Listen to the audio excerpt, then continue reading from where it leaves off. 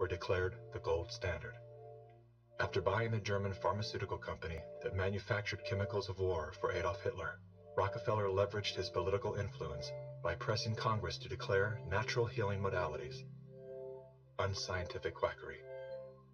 Rockefeller then took control of the American Medical Association and began offering massive grants to top medical schools under the mandate that only his approved curriculum be taught. Any mention of the healing powers of herbs, plants, and diet was erased from most medical textbooks. Doctors and professors who objected to Rockefeller's plan were crucified by the media, removed from the AMA, and stripped of their license to teach and practice medicine. Those who dared to speak out were arrested and jailed. Rockefeller then took control of the American. When evidence began to emerge that petroleum-based medicines were causing cancer, Mr. Rockefeller founded the American Cancer Society, through which he suppressed that information. John D. Rockefeller is duly credited as the founder of the pharmaceutical industry, and the reason that medical error is currently the third leading cause of death in America. This is not an indictment against doctors. More than anyone, they are under the stranglehold of the single largest lobbying power in Washington. Every year, the pharmaceutical industry spends at least twice the amount as big oil to influence laws, policies, and public perception. Thanks to Mr. Rockefeller, the architect of American monopolies, no industry has more power over our lives than Big Pharma.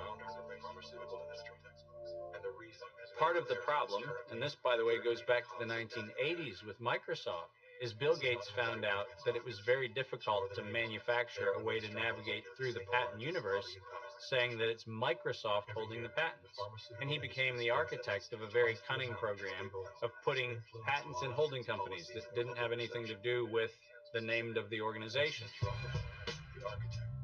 According to legend, young Bill Gates built his computer empire out of his garage. Reality tells another story, that Bill Gates was born into wealth and privilege. Both his grandfather and great-grandfather were banking moguls. His father, William Gates Sr., was a prominent Seattle-based lawyer and political lobbyist. Through his father, Bill Gates learned the ins and outs of law and politics and how to manipulate those governing forces. I'm Bill Gates, chairman of Microsoft. Bill Gates dropped out of college to start Microsoft. He is credited with inventing the operating system that became Windows. However, he played no part in the invention of Windows. The fact is, he bought an existing operating system from Seattle Computer Products, had it modified, then licensed it to IBM. That didn't stop him from taking all the credit. I don't see Bill Gates as this great creative person. I see him as an opportunist. While Microsoft's co-founder Paul Allen was struggling with cancer, Bill Gates seized the opportunity by attempting to cheat him out of his share of the company's fortune. They were basically talking about how they were planning to dilute my share down to almost nothing. And it was really a shocking and disheartening moment for me. And you were sick?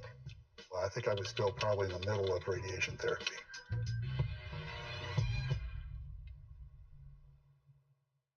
Gates' business strategies came under fire in 1998 when the United States Department of Justice sued Microsoft for antitrust violations. This is tape 3 of the videotape deposition of Bill Gates. During the 18-month trial, Gates gave hours of videotape testimony. What were the non-Microsoft browsers that you were concerned about in January of 1996? That month. Yes, sir. And what about it? What non-Microsoft browsers were you concerned about in January of 1996? I don't know what you mean concerned.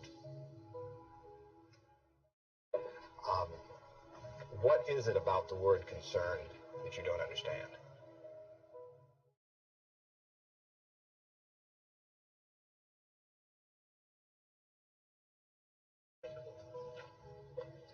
I'm not sure what you mean by it. The Justice Department has charged Microsoft with engaging in anti-competitive and exclusionary practices designed to maintain its monopoly in personal computer operating systems. In a move to overshadow the negative press, Gates invested $100 million to set up the Bill and Melinda Gates Foundation. Overnight, Bill Gates transformed his public image from ruthless tech monopolizer to the world's most generous philanthropist. I'm pleased to announce that we're pledging an additional $1 billion